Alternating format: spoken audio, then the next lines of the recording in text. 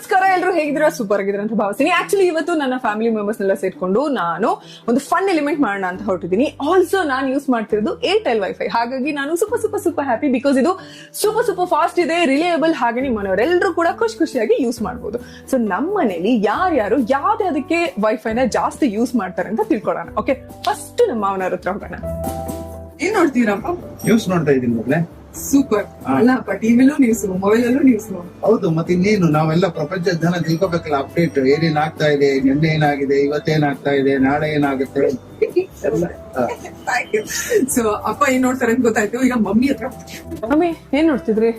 Facebook ನೋಡ್ತಾ ಇದ್ದೀನಿ ಕಣವ. ಬೆಳಗ್ಗೆನೆ ಇವತ್ತೊಂದು ಬೆಳಗ್ಗೆ ಒಳ್ಳೆ ಥಾಟ್ ಬಂದಿತ್ತು, ನಾನು ನಿನಗೆ ಕಳ್ಸಿದ್ದೆ, ನೋಡ್ತಾ? ಹಾ, ಕರೆಕ್ಟ್, ಸೂಪರ್ ಆಗಿತ್ತು ಮಮ್ಮಿ, ಮೋಟಿವೇಶನಲ್ ಥಾಟ್. ಅದನ್ನ ಫಸ್ಟ್ ನಿಮ್ ಮಗನ್ ತೋರಿಸ್ತೀನಿ.